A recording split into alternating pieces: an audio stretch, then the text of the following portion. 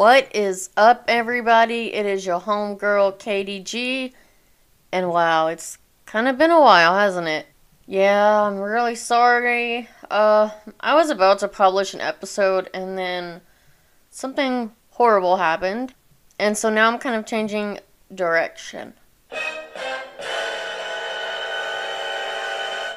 A friend of mine passed away, and so it's just been a grieving period for me and some friends. And yeah, it's just been really tough. I was actually going to do an episode about love and attachment, and I had everything planned out, and all I needed to do was record, and it was going to be released like probably a week after Valentine's Day. And then this happened. And so I've just taken some more time off. I even took time off from school, and I'm just now starting to get back into it. So, today, we're going to talk about grief, because why not? I am your host, Kitty Gonzalez, and you're listening to What the Psychology.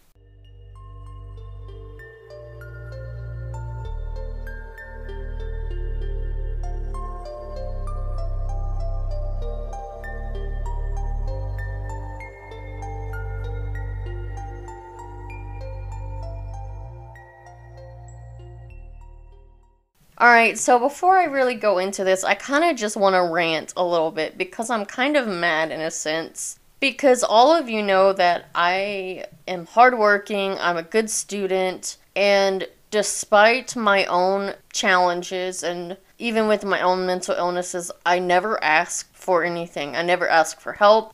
I never express when I'm having a bad day mentally to any of my professors. I just kind of feel like it's private.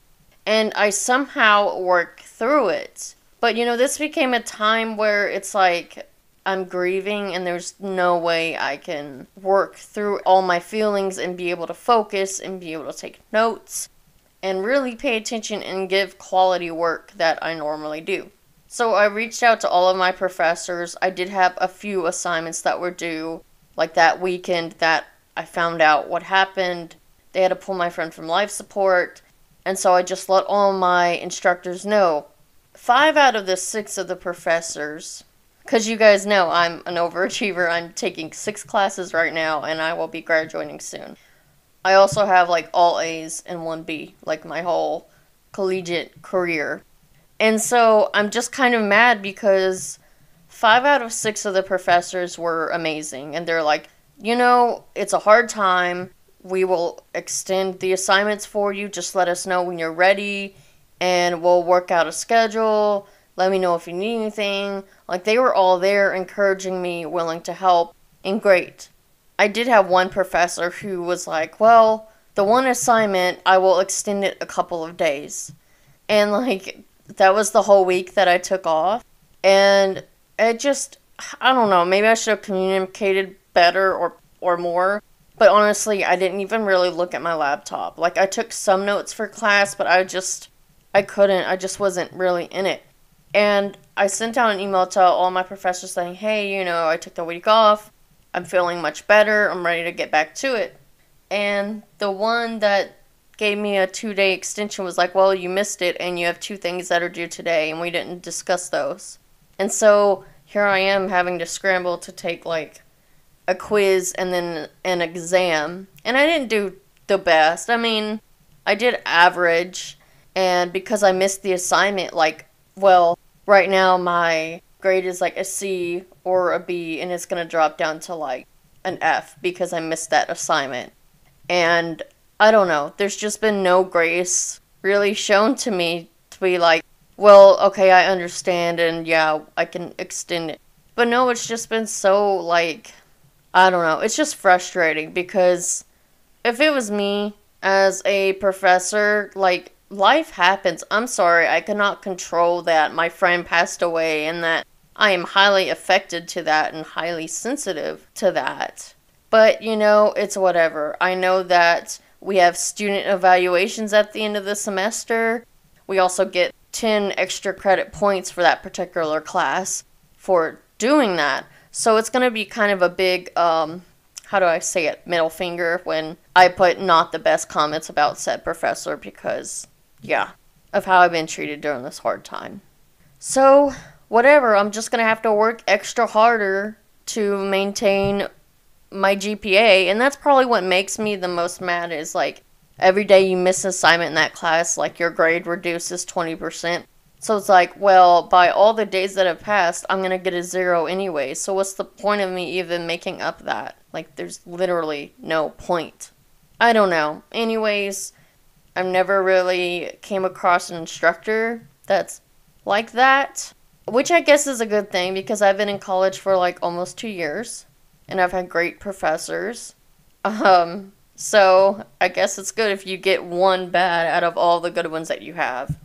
And so yeah, just don't be that one. just don't. So moving on. What else has been new? I really don't know because it's been so long since I put out an episode. Things with school have gotten busy. I'm doing a lot of other volunteer things and life is just crazy. It's crazy right now. So I'll try to make it up to you guys. I'm trying to get on a better schedule. I know I've probably said that like 100 million times, but I mean it. I will do my best. And so let's jump into grief because I feel like this is so relevant for me right now. And some of the friends that I do have that do listen, they know exactly what I'm talking about because they're going through it as well. So today's going to be kind of informative, but I feel like I'm also going to just throw out a lot of things that personally I've kind of learned through this experience and, well, many other deaths that I have experienced because, I mean, there's been a lot in my life. Like, I think there's been almost one every year the last 7 years, or not even one. Sometimes it's like 2 or 3 people within such a short amount of time. So I have a lot of experience with grief. And I do want to start out by saying that there is no really, like, trajectory of grief. There's no timetable for feelings of pain after a loss. There is not a, quote, right way to react. Everyone reacts and processes grief differently. Some people, they just have to go back to work right away, and that may seem off, but it could be them denying it and getting back into work to distract them. We see this a lot in, like, TV and stuff, and I don't mean, like, reality TV and, like, TV shows. I mean, like, when a child, for instance, goes missing or is found dead, we're always like, oh, why are the parents acting like that? And we place so much on, like, how the parents are, or even, like, in a court of law. But they're, especially in a court of law, they're supposed to not react, or they can be thrown out of court, or be put in, contempt or whatever. So, and in other places, for them to not be grieving all over the microphone, they have to get out their message. And it's just, it's really hard to digest how someone is feeling. Because on the outside, they may be looking like they're completely fine, but on the inside, who knows? We may know, like, we probably don't know, but they probably go to bed every night crying themselves to sleep when they just act differently in public. So, I do want to start off by saying that. And when it comes to grief, there are a lot of different feelings that associate with grief. There can be guilt, there can be confusion, even in the sense of if it's like a relationship with someone that was very difficult, like if you had a estranged parent or something, that can be very, very different. So even just the fact that society kind of views as misperception that more, quote, more grief, or like the outer appearance of grief, is better, or that there's a proper way to grieve, that can make the process more difficult. It's kind of like people that start to chuckle or they laugh anxiously in a very uncomfortable situation, but really it's just the way they react. Everyone reacts to things differently, and that's perfectly fine. We need to accept that, and I mean, we need to make it normal to where it's not in a box. Like, things are just not put in a box. So how many of you out there grieve differently? Because, well, I feel like I do in a sense where I keep my feelings to myself a lot, and If other people are around me crying, sometimes I might shed a tear or two, like if it's like mourning the loss of a loved one. But yeah, and I feel like that's not normal or what society deems as normal. I'm more like numb, straight faced, there for others, trying to support everyone else and make sure they're fine. And then later I go cry. And yeah, I feel like I process it differently and I show it differently than other people do as well. So maybe some of you guys can relate to me on that. Alright, so a lot of us know like there are quote unquote what we say stages of grief. A lot of people are very familiar with this, that there's denial, anger, bargaining, depression, and acceptance. And a lot of people think that it's in that order, and it's not actually. Many people do expect to experience that, and a lot of people do not progress through those stages. Sometimes they may skip a stage or experience some of them or experience one of them or two of them. And what really got the influence of the stages of grief was actually a book. And it was published in 1969 by a psychiatrist, Elizabeth Kubler-Ross, and it was a book called On Death and Dying. Now that was late 60s, early 70s, and a lot has changed, and that must have been a lot of progress for that time, but now we understand that it is a little bit different. So what we know now is that to reach an acceptance after a loss, grief can be highly individualized and very unpredictable. Now, one of the stages is depression. There is a very big difference between grief and depression. There's confusions because a lot of the symptoms, they do overlap, like grief and depression. There are overlapping symptoms because there's sadness, often the loss of capacity for pleasure, probably insomnia, loss of appetite, or taking care of yourself. But there are some differences. Symptoms of grief, they tend to lessen over time, even though they may be temporarily reactivated, like on anniversaries or when there's a reminder of that person who was lost. Sometimes we do have negative thoughts in grief, like life is unfair and I'll never get over this. That is actually very normal in the grieving process. Don't think that it's not, because it's very normal. If you remember back in the mood disorder episode, I talked about depression. And if you remember what I stated about the symptoms and everything else that goes with depression, depression is pretty persistent over time. And depending on if it's like major depressive disorder or persistent depressive disorder, it is diagnosed over a certain watchful point of time. Now, this isn't saying that depression can also get better, because it can, depending on the situation and therapy and a bunch of different things. But usually grief, you can process it and you, in a sense, go back to normal. I wouldn't say, it's kind of hard to say normal, but you don't get back there immediately. So hopefully that understanding is better. Alright, so we're going to talk about why we mourn. Why do we grieve in the first place? Well, first of all, it's very normal, because all of a sudden that person that has been there, been part of your life, they're gone and they're not there anymore. But you also have to remember that it's not just like child, parent, best friend, sibling.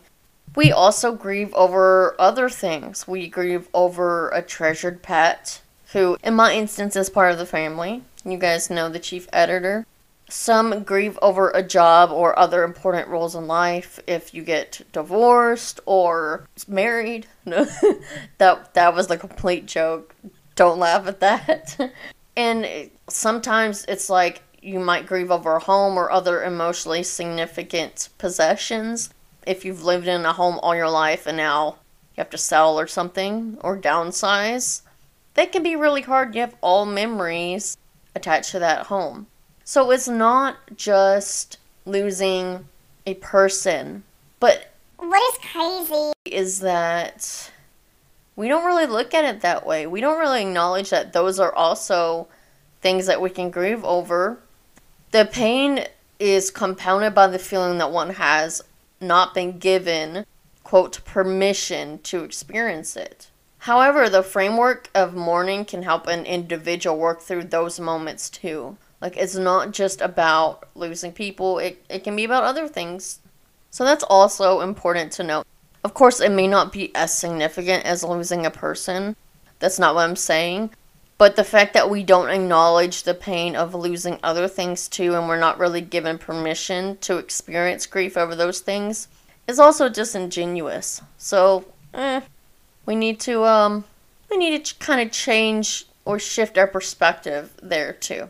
So, how can you support someone who is grieving, or if you're grieving yourself? Because we know that grief is experienced in many ways, those that are supporting a friend or a loved one in a time of grieving, follow the person's lead.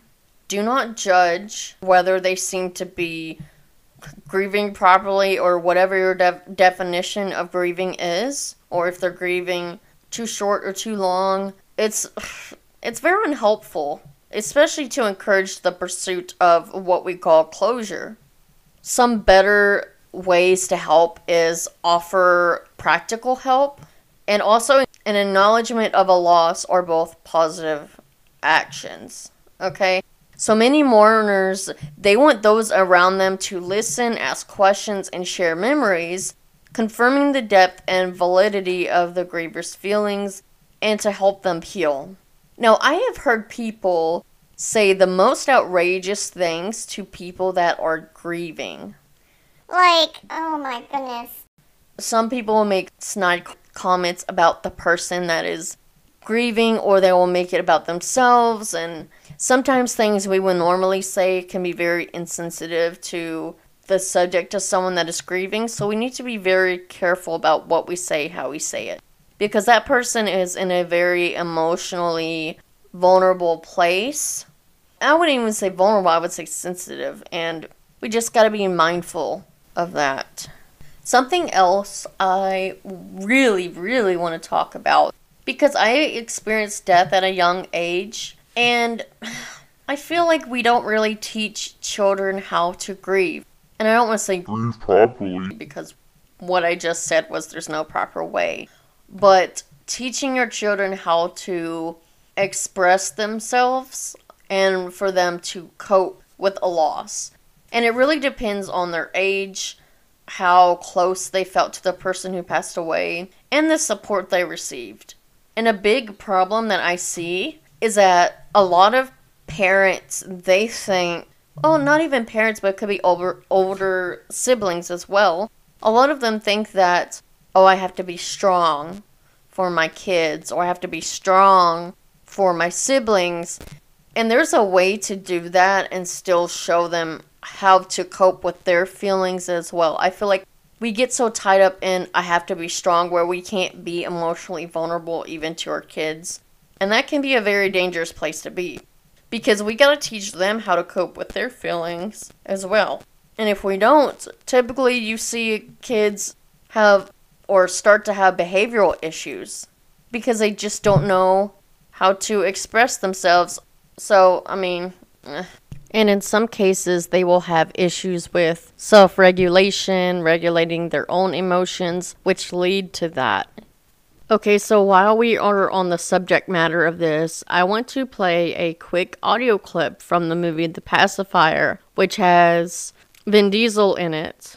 And if you haven't seen the movie, go see it. It's great. It's pretty much about a Navy SEAL who is assigned to a family to look after, and they just lost their husband. And he's pretty much there to protect them because I guess the father was involved in some secret squirrely stuff. And there's a part in the movie, which I'm going to play, where he confronts the oldest daughter because she is just really upset. He pretty much tells her, once he finds out that it's about her dad, like that's why she's upset, he pretty much says that she shouldn't be holding all her emotions in. So let me play that for you real quick. Zoe, a rookie sniper could drop you like it did. Good. Good? Alright, this is about Scott again. No, it's not. You're right about him. I'm a stupid guy. So what's wrong? Nothing. Nothing. Okay.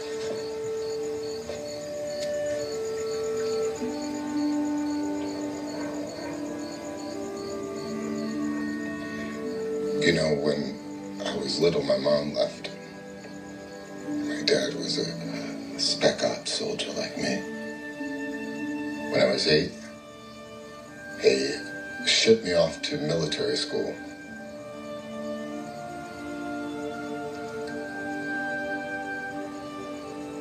I guess he liked being a soldier more than he liked being a dad. One day I get a letter. No more dad. It's terrible. The thing is, for a long time I thought that if I talked about it, I was letting him down. Like I was supposed to be brave or something. Yeah.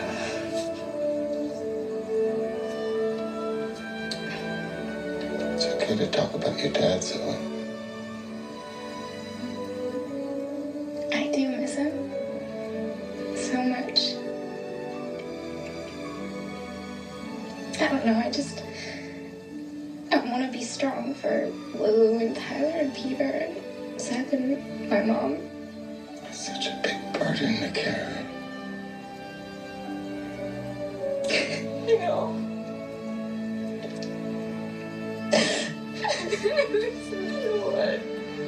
It's okay to miss your dad. So, what are some things that parents can do to help a child who has lost a loved one? Well, one of the first things is to use simple words to talk about death. What is crazy is that in one of my classes, we have kind of learned different ways we can do this with kids.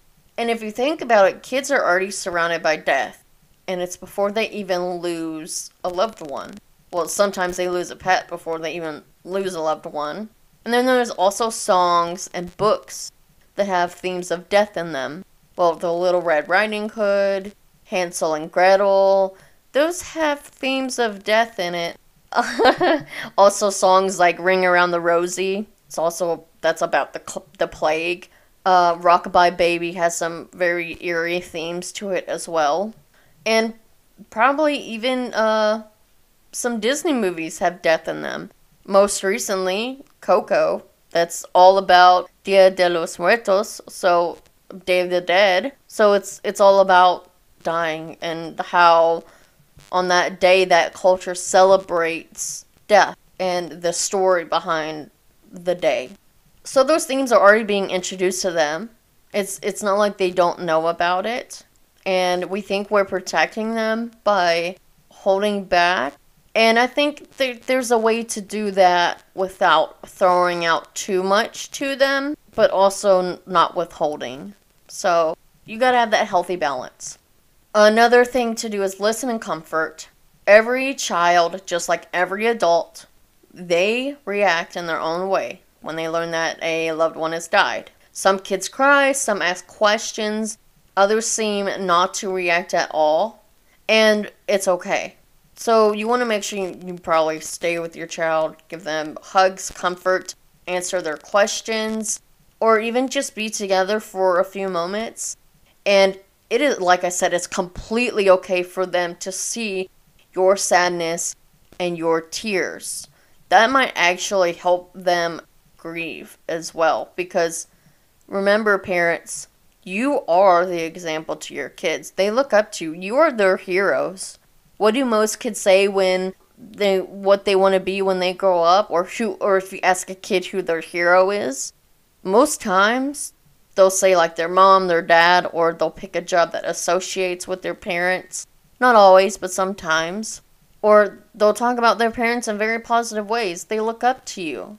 And another little note for parents is, you guys, I've been around a lot of parents. Obviously, I'm not one. But a lot of parents feel like they are inadequate. And let me tell you, if you feel like you're inadequate, that means that you care. That means you care about your kids, you care about how you are doing, And more times than not, you're doing fine. So I'm just going to throw that out there. I can't really connect on the level of being a parent, but that's what I've learned from other people, and I'm like, No, look at your kids. They're wonderful. Like, I know we get in our own heads sometimes, but if you're a parent, you're probably doing great. So unless you just completely, like, abandoning your kids and not care about how they grow up or anything, you probably wouldn't even be asking the question. So, and hopefully that reassures you. Okay, back to children and back to grieving. Something else you can do is put feelings into words. You can ask your kids to say what they're thinking, what they're feeling, and you can even label some of your own feelings. And you don't want to make them too complicated emotions, because kids, they're not going to know like every single emotion that we now associate with. They're going to know sad, happy, angry, upset, like, but when it comes to like other complicated emotions, they may not fully understand. So if you share your feelings, it encourages them and can make it easier for them to share theirs. Even if you say something like, I know you're very sad, I'm sad too. We both loved so-and-so very much, and they loved us too. And then they can kind of grasp the thought of, okay, it's perfectly fine for me to experience sadness. Tell your child what to expect. If the death of a loved one means that there will be changes in their life or their routine, you need to explain to them what will happen, because it helps your child feel prepared. So, for example, like, you could say your aunt will pick you up from school just like grandma used to, right? Or I need to stay with grandpa for a few days. That means you and dad will be home taking care of each other, but I'll talk to you every day and I'll be back on Sunday. So you still want to explain things to them so they're not like, oh, what's going on? Even if it's something simple like that, so they can understand more of what is going on and how they can be prepared. Next, also, like, explain events that will happen. So allow your children to join in rituals like viewings, funerals, memorial services, and make sure you tell them ahead of time what will happen. So you could say, like, lots of people who loved the person that you lost will be there. We'll sing, we'll pray, we'll talk about their life. People might cry and hug. They might say, I'm sorry for your loss.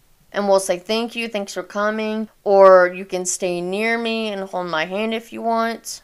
You might even need to explain a burial or a cremation. So if you say, like, after the funeral, there's a burial at the cemetery, the person is in a casket and they get buried in the ground with a very special ceremony. This can feel like a sad goodbye and people might cry.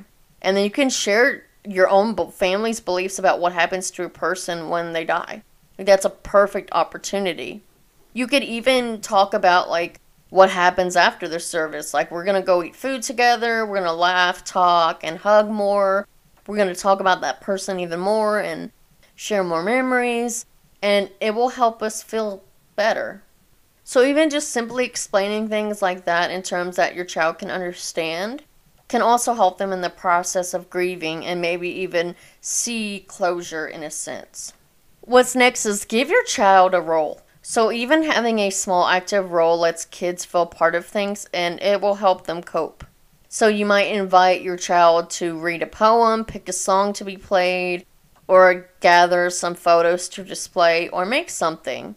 Let the kids decide if they want to take part, and if they want to, how. They may not want to take part, but it's something to offer. Next is help your child remember the person.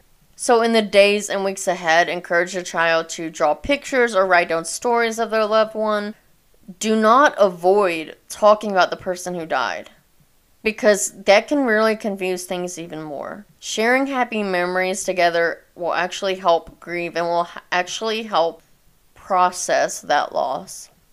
What else? There's a couple more things that you can do. Reassure your child and be comforting to them. Help them feel better. So they need to feel the sad feelings but not dwell on them. So even after you talk to them and listen for a little bit, then you can shift to another topic that will make them feel better, or you can make art, cook, or go somewhere together. Also, give your child time to heal from the loss. Because, like I said in the beginning, it's a process that happens over time. You want to make sure that you are there for your children, despite how hard that can be. You want to make sure they are taken care of. And remember this, healing does not mean forgetting about your loved one. It really means remembering the person with love. Memories, they can stir good feelings, and they can support us as we enjoy life. Also, another big thing is take care of yourself as well. A lot of parents, like I said, they are so focused on remaining strong for their kids. The kids need to process it as well. It may be very different. And a key aspect of that is you grieving as well in a healthy way. You taking care of yourself as well. Surrounding yourself with people that are going to help. I don't know what else to say about that. I mean, that's pretty much don't ignore your own grief. Because they will imitate the grieving behavior of their parents. I feel like I'm beating a dead horse when I say that. Another thing is stick to routines. Because that's the normal for children. That's their normalcy. And that can kind of help them process as well. If they need time alone. Oh, if you as a parent need some time alone to, like, grieve yourself, you can always find friends or relatives who can help keep the child's life as normal as possible. Because it is important to grieve over the death of a loved one, but it is also important for a child to understand that life does go on. Other situations they can help in the grieving process. So, the death of the pet, usually, that's their first exposure. I know for me, I think I was 4 or 5 when our very first pet died. And, I don't really remember grieving, but I remember we got another dog who looked very different from him. And so we understood that the other dog is gone, and then now we have a new dog, and the old dog is in doggy heaven. So, usually that is the first exposure with kids grieving because children, they do build strong bonds with their pets. Even as adults, we do as well. So do not minimize the importance or even immediately replace a dead pet with a new animal. It's not something you want to do right away. Instead, give the time for your child to grieve their pet. And honestly, it's a great way to teach them how to grieve and for you to be there to be emotionally supportive of them. I know we also had hamsters growing up, and they don't last a long time. But even when we had dogs, when we had our first dog that did die, we had a little memorial service for him. Like, we put him in a box, wrapped him in a blanket, and we buried him in the backyard, and we all shared a few words as we were burying him. And we, all put, dirt on the box. And I know as kids we would draw pictures of him and things like that. And I think our parents did a pretty good job, at least I know with that, how to grieve. But in a sense, it's also, it's a pet. You've only known that pet for, 5 years of your life. And you didn't know them that well. Or some parents view it like that. But you have to remember, it's a great opportunity to teach them about death, and as morbid as that sounds and how scary as that sounds, if they can build that healthy relationship with grieving, then you have to know that they're going to experience death throughout their lives. It may be their grandparent next, it may be their great-grandparent. And so, grieving a pet, if that is the first thing they experience, it's a good opportunity to prepare them when someone they've had a lot longer in their life passes away. Sometimes, like I said earlier, questions come along with these things from kids. If a grandparent passes away, kids might say, "Mom, will you be next?" Or, it can be crazy, the questions they come up with, but it's good for you to reassure them that, I'm your mom, I'll probably live for a long time, and grandma, grandpa, they lived a long, happy life. And so, I don't know what else I'm trying to say with that. But another big thing to do is, if all this grieving, especially with your children, and also for yourself and for your loved ones, if they are unable to cope with grief, they may have something called adjustment disorder. And it's a very serious and distressing condition that some children do develop after experiencing a painful or disruptive event. It doesn't necessarily have to be a death of someone else, but it is definitely something that can develop. And if you feel like your child isn't recovering or not grieving in a healthy way, or you are just having a hard time helping them cope, taking them to a doctor, like consulting with their pediatrician would be a good way to start. And they might need a little bit more therapy to help them with that, and that's completely fine. That's completely normal as well. And even sometimes as parents, I feel like you guys, through the grieving process, especially if it's someone really close to you personally, it's really hard for you to juggle everything that's expected of you from day-to-day life, and then you're grieving, and then you have your children to take care of. Make sure you get help for yourself too if you need it. There's nothing wrong with therapy. Nothing wrong. We're trying to change the stigma here. Nothing wrong with it. You go if your children are experiencing more issues, take them. Sometimes it just takes a non-biased person or someone that's not part of the situation to help them through those things, and even to help you through those things as well. So yeah, I think that's all I got. I tried to give y'all some information. I tried to share my own story. Like I said, I have experienced a lot of death. The sad thing is, the most recent one was a guy that I grew up with, went to high school with, graduated together, and same age. So it's just really hard to see someone young die and leave behind a family, and it's just really tough. It's just really tough. I don't know what else to say about it. Unfortunately, grieving, we all go through it. We're all going to go through it eventually. The steps we can take early in life, and if we have children early in their lives, and teach them how to do so, is going to help them develop, help them grieve for future times as well. So don't be strong. You can be strong, but be strong in other ways too. With that, I'm your host, Katie Gonzalez, and you've been listening to What the Psychology. stay psyched, y'all.